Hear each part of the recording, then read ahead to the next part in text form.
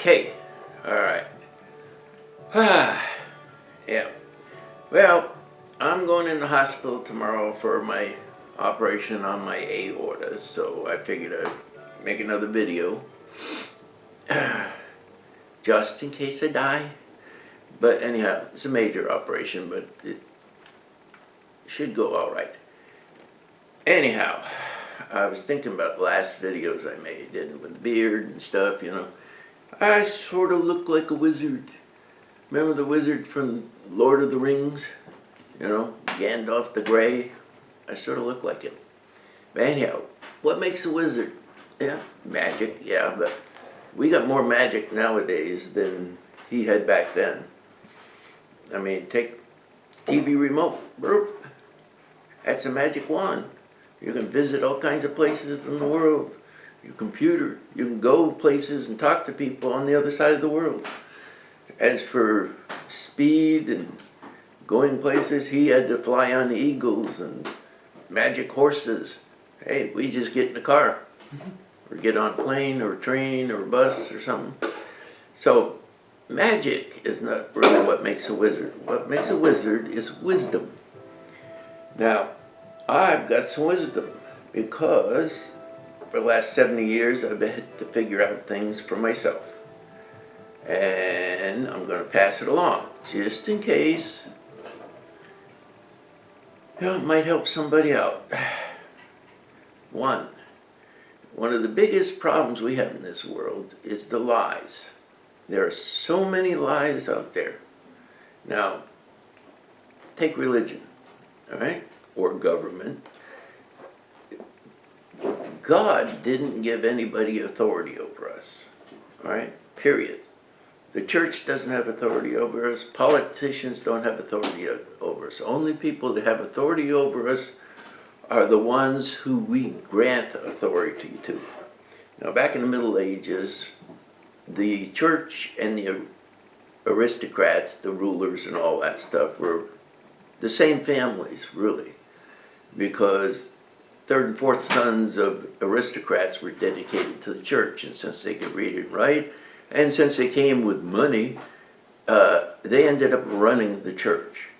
Now, back in those days, the rich, the lords and the ladies and the rest of them lived in palaces and castles and everything, and everybody else worked for them and had a miserable life. I mean, most peasants back in those days didn't live past 40, They died young because they had nothing, and they were worked to death, providing wealth for the rich pigs in their castles and stuff. So they rebelled a lot. And that was expensive because the rich pigs had to hire guards and all that stuff. And when people rebelled, they weren't doing the work, so they lost money. So they came up with a lie about hell. There is no such thing as hell. I mean, Satan, the fallen angel, and his demons and devils and stuff residing in hell and torturing people who were disobedient, who commit crimes. And the major crimes back then, and even now, is rebelling against authority, not doing what you're told. So coming up with a lie was a really good idea that the rich pigs had, because it cheated people out of their self-will, Hey, if you rebel against the church, you're going to hell. If you rebel against the lords and the earls and dukes and the king and all the rest of the stuff, you're going to hell, because they were appointed by God, according to the church. Actually, they were the biggest bullies and murderers around, who ended up owning everything because they killed everybody else. But the thing is with hell, is, preys on your mind. For a long time, I believed in hell and punishment and stuff like that, until I finally figured out that it's crazy. And how I figured that out was because when I was homeless, after Vietnam, I had post-traumatic stress disorder. I couldn't work, so a lot of times I was homeless. And when you're homeless, the library is a nice place to sit. It's out of the cold, it's out of the rain, it's got a nice bathroom, and it's got entertainment. You can read. So I read a lot. And I didn't just read entertaining books. I read philosophies, I read histories, I read a lot of other things, and I figured out a few things. It took me a while, a long time. But hell doesn't exist, all right? God never set up the things that the church is teaching, any of the churches is teaching. See, with God, if you do something bad, you have to be reborn as the person that you did something bad to. That's perfect justice. If you hurt somebody, steal from somebody, then in your next life, you're the person getting hurt and stolen from. You know, that's perfect justice. You get paid back what you do. So if you do a good life in the next life, you live a good life where you're not getting hurt and all that sort of stuff. You know, it's really complicated, but it leads to a better life, because the only reason you're on earth is to learn how to be better, because we're all trying to be better so we can be something better in the next life. And I'm doing pretty good at it right now, but I wish I'd known what I know now back then. But there was nobody around to tell me, and nobody I would have believed anyway. So, and I got fed a lot of lies by a lot of churches. A lot of churches tried to recruit me back then. I mean, even that guy that poisoned all the people down in South America there, Jim Jones, yeah. Even his church tried to recruit me when I was out in California. But I didn't have any money, so they didn't really try that hard. I mean, he made money by recruiting people on Social Security and disability and people with money, and then he took all the money for himself and sent the people off to work some farms down in freaking South America. And then when he got caught and the government was going after him, he poisoned everybody, including himself. You know, the great Kool-Aid with the cyanide in it, and all the kids that died down there. But I didn't get sucked into too many of the churches. I mean, sometimes I go in, I listen, and I explore things, but there's always a fault in there somewhere. And sometimes it took me a little longer, sometimes it took less time. But I rejected their ideas because they're a bunch of hypocrites and liars, and they were using people.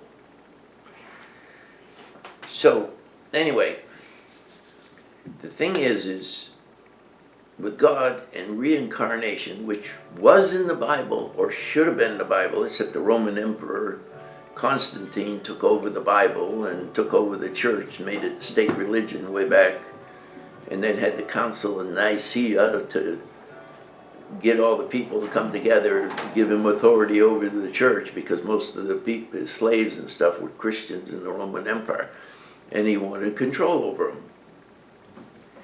But he left out a lot of things he didn't like, and reincarnation isn't liked by people in power, because if you know you're going to pay for something you do, you're not going to join in the army.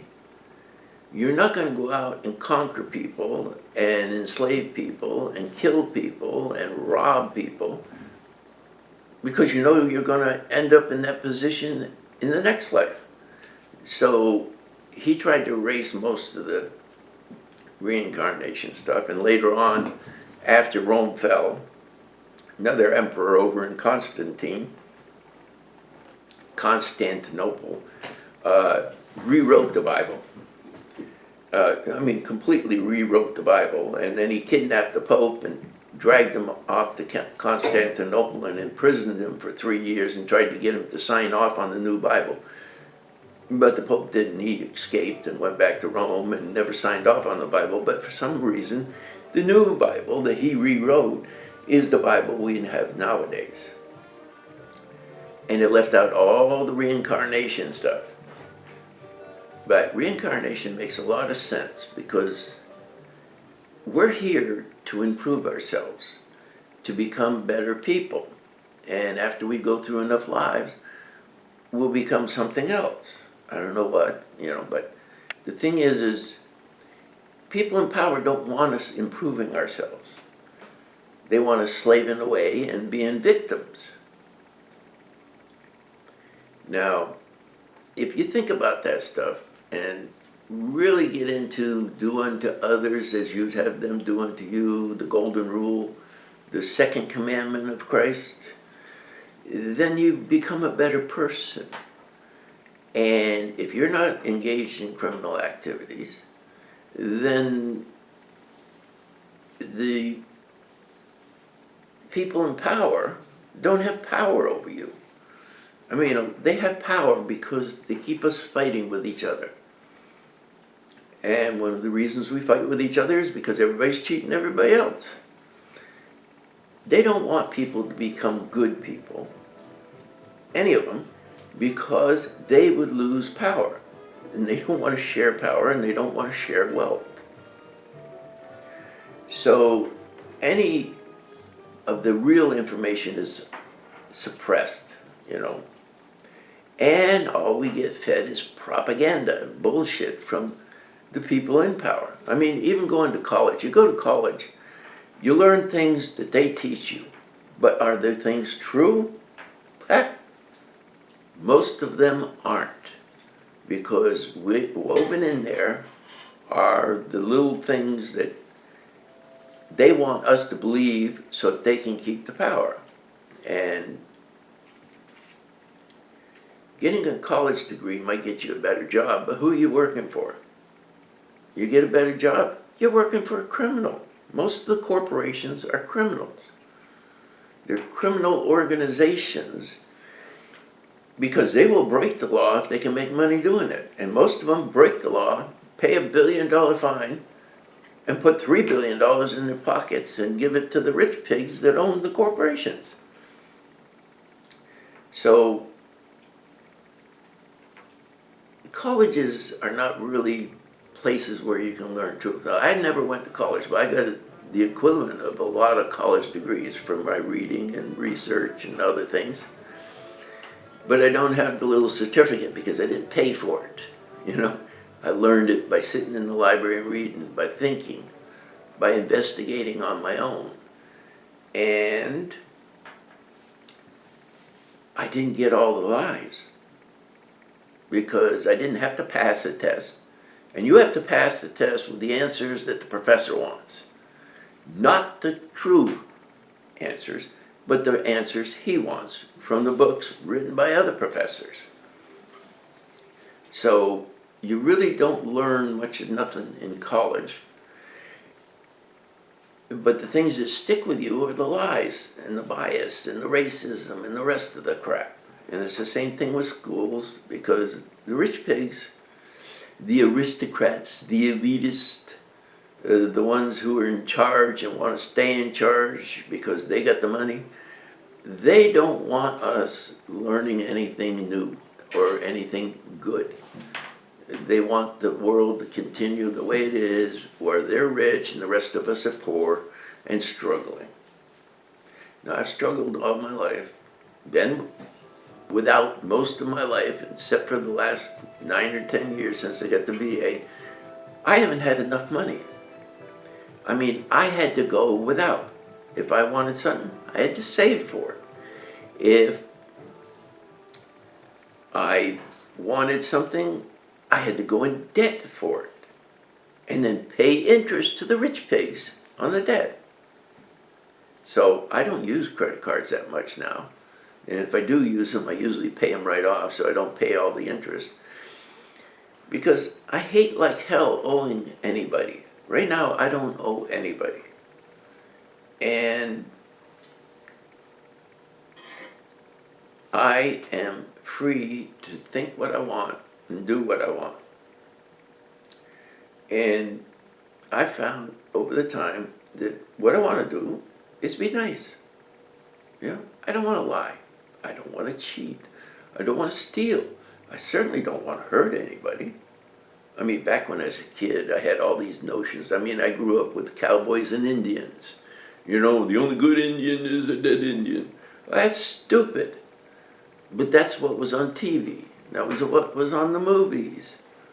And along with a lot of other crap, like doctors advertising cigarettes. I'm addicted to cigarettes because doctors advertise cigarettes. I mean, they're good for you. They're cool. All this other shit. When I grew up, cigarettes were the in thing. You know, you weren't part of society if you didn't smoke. All the movie stars smoked. All the sports stars smoked. All the politicians smoked. But that's just like all the other shit. I mean, it's lies to make money for rich pigs. And they will lie to make money. That's how they make their money. And they don't want anybody stopping them. They don't want anybody finding out they're lying. It's like big controversy now. Facebook, oh, it lies. It hurts people. It hurts kids. Well, I mean, that's not a big surprise. I mean, any big corporation is going to hurt people to get more, because that's capitalism. And this country is a capitalistic country, which means get what you can get any way you can get it and get away with it. Now, the politicians are always going on about, oh, we don't want a socialist agenda, we don't want this, we don't want that. No, because they want capitalism where they can grab everything they want and get away with it. Socialism is supposed to spread the wealth, you know? But socialism's got a bad name because the rich pigs don't want to spread the wealth. They got more than their share, and they want to keep it, and they want to get more. You know, I'm glad I wasn't born into a rich family, because they get indoctrinated, they get lied to, they go to private schools, they get all this other crap, and they get molded into being what they are. And if they rebel against it, if they go against it, it very seldom happens because they get cut off. They want the money, they want the privilege, they grow up with it, they're used to it. They go along with the crap about them being better than other people, and hey, they're just poor people, they don't count. You know, they're just employees, you know. You go to work for somebody, not in all cases, but in most cases, you go to work for somebody, if you make $100 a day, or $100 an hour with your work, you'd be lucky if you get $20 an hour in pay. The rest of it goes to the boss, goes to the corporation, goes to the stockholders. That's theft, as far as I'm concerned. So I was never really big into going to work. I worked and I made money and I tried to take care of myself. But unfortunately, I had post-traumatic stress disorder from Vietnam, and then I lost my foot, so I couldn't do the physical labor. So I ended up going without a lot. But also, I got on Social Security with my disability, because VA kept denying me, because the Republicans said, oh, there's no such thing as post-traumatic stress disorder. So I got cheated out of $1 million at least over 25 years. They denied me from 1980 to until 10 years ago, 2010. You know, 30 years at least, I got denied because I didn't have enough stress in Vietnam to get post-traumatic stress disorder. That was the final conclusion, the final appeal in Washington.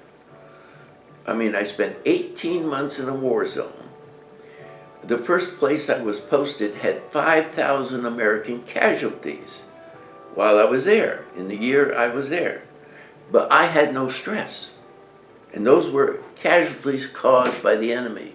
Rockets, bullets, bombs, all that shit. But I had no stress. Why? Because the records were destroyed when we friggin' retreated out of the country. There are no records except my personal jacket and battalion records. The rest of them were destroyed, or they're top secret. a lot of records from Vietnam are still top secret because the government had to cover up for all the people in charge who were committing a lot of crimes over there.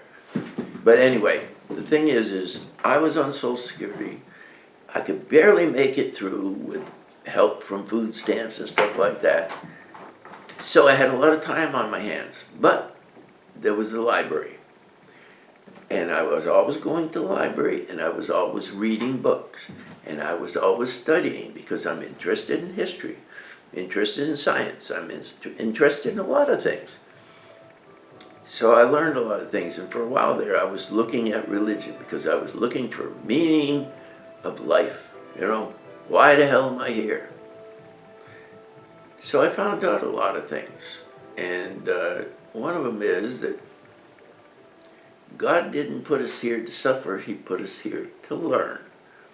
The reason we suffer is because other people, and the reason other people are getting on it, because they're lied to. A lot of people don't intend to commit crimes against other people, but because of drug addiction, drunkenness, or sex, or whatever, the things that they're programmed to want by the rich pigs, they hurt other people. They don't really want to, but they don't know any better, because a lot of people are totally ignorant. Not stupid, just uninformed. And all the religious wars, the riots, and all the rest of the crap, that's because the church is right in their hand and glove. They're right in there causing problems, because you take any church out there and they'll say, hey, we are the only one. If you don't belong to us, you're going to hell. And everybody else is going to hell. So you can pick on them because they're bad people. That's what they tell their membership.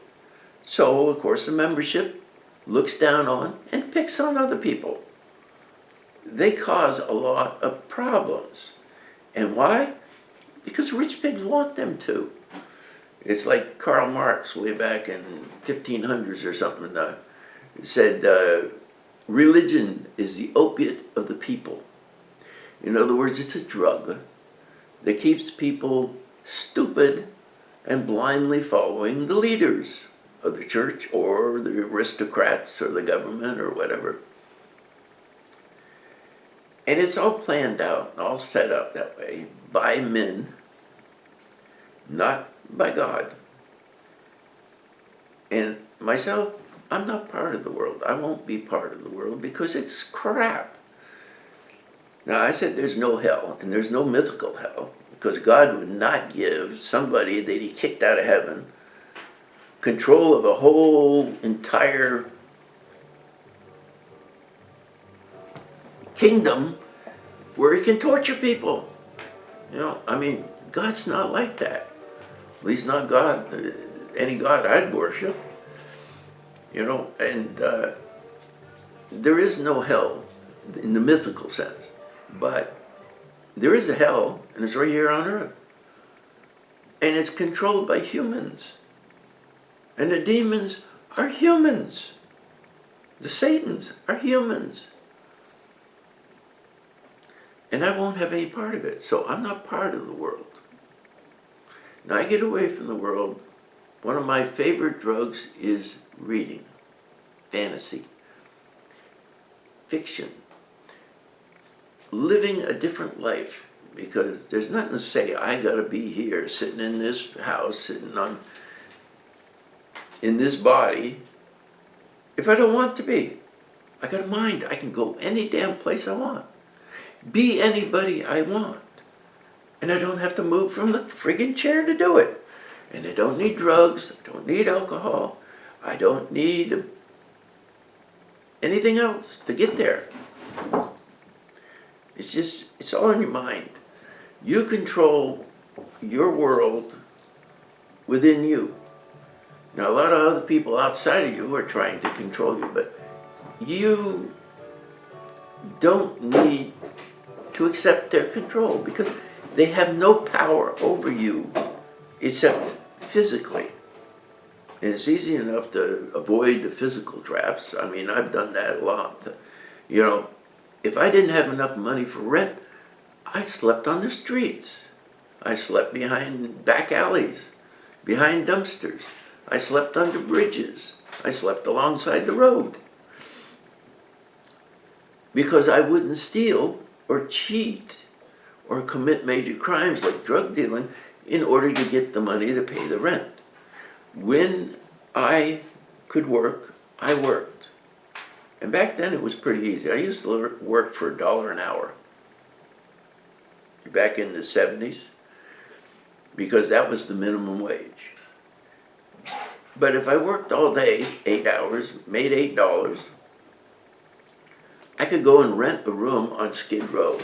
It was just a room without a bathroom. The bathroom was down the hall and stuff. But it was a place that I could rent for $5 a week. And with the other $2 or $3, I could buy food for a whole damn week. Because prices were so much cheaper back then, before inflation ripped off everybody and took away everything. And nowadays, even when you work full-time, you got a half-assed decent job, you're not making as much as I did back then at $1 an hour. Because it costs a damn much more for everything. But like I said, you go through life, you learn things. And like I said, I'm glad I wasn't born into a better family or a richer family. I mean, my father was an asshole. He thought I was a bastard, so he always treated me like shit, and I could never do anything right. And he used to hit me all the damn time whenever he could think up a good excuse to do so. And he had to have an excuse because my mother would have divorced him if she'd known what was going on. But he was really clever that way about hiding his abuse. So I didn't even know he was abusing me. Till after I got back from Vietnam, my mother told me on his deathbed that my father had confessed to her that he thought she cheated on him and I was a bastard, and that's why he treated me like he did. I didn't know he was treating me like shit. You know, I figured that's the way the world was. I mean, it wasn't a big surprise going in the Army because the damn sergeants in the Army and the corporals and shit would treated me just the same fucking way, except they weren't allowed to hit me. My father could hit me and get away with, oh, it builds character and he needs discipline and he'll never amount to nothing if he doesn't straighten out, you know. But in the Army, it was against the law to actually hit somebody. And I actually loved the Army because not only did I do less work in the Army than I did at home before I went in the Army when I was 17, but I got paid for it. And I had time off. At home, I didn't get paid for shit, and I never had time off. Before school, I had to get up and take care of all the animals or the garden or whatever. I come home from school, I had all the damn chores to do. I never had time off except when my father was away summer camp with the National Guard or something. And then I could sleep in a little bit and do a few other things. You know, if my brothers were covering for me to take care of the animals or stuff, or, you know. But I always had work to do no matter what. I worked from the age of 10. I was working, you know, for my father. Never got paid, never got shit. I mean, I used to wear Army cast-offs because he got them for free. I mean, I wore Army boots as soon as my feet were big enough to wear Army boots. Never got sneakers or nothing. Wore old Army uniform pants and stuff. If I had shirts, it was sweatshirts or t-shirts that my mother and father would buy from Sears once a year or twice a year. They'd make a big order and get it shipped in. And that's all I got, you know. Never had any toys. Almost never had any fucking toys, you know, unless they were cast off. My older brother and sister got toys, but I didn't get toys. I always got cheated on that thing, but my younger brother, the younger sister, they got toys. I didn't get any toys, so I had to invent toys. I had to make my own damn toys. And I had to use my imagination. There was a big old box up in the barn that was full of paperback books. So I read those. And I could get money every once in a while to buy books through the Scholastic Book Club at school. So I got a few books, but only because my father was a big man in town. He was a hero and all that, and he had to look like it. So he had to give me money occasionally to buy books. Otherwise, the teachers would question, why is that guy so damn cheap? You know? And he was a big man with the Shriners, and he was a part-time cop and all this other stuff. So he had to put on a front outside the house. So I got a little bit of money for books, and I got a little bit of money for other things like ammunition when I was in the riflery club in high school. I was #1 freshman in high school, too. I was a better shot than anybody else in school, except one girl who was a senior. I even outshot her one time. But the thing is other than that, I never got shit. I never got nothing. I got a lot of shit, but I never got anything good. Got fed, yeah, because my father was a good provider, and we had the garden, we had rabbits, we had calf, he'd get a calf every year. You know, so we had meat and the rest of the stuff, you know, veggies and all that stuff. My mother worked her ass off, canning vegetables, freezing vegetables. She cooked all her own meals. She had a budget each week to buy food with for the whole family, 7 people in the family. She got $25 a week, I think, for all the food, and she actually made really good meals. But anyhow, I wasn't neglected that way, but intellectually I was neglected all the time. So it took me a while in the Army, getting away from my father after my father died, before I figured out that, hey, I'm not stupid, I'm not worthless, I'm not a waste of space. I actually found out that I was a genius, you know? But by that time I had post-traumatic stress disorder, so even though I qualified for college under the GI loan and stuff like that, I couldn't go to college because I could not sit in the classrooms. Post-traumatic stress disorder, one of the things it did was I couldn't stay put anyplace. I mean, for a number of years until my foot was crushed, I couldn't stay put anyplace. The longest I stayed in one town was 6 months. And I moved like 3 times during that 6 months.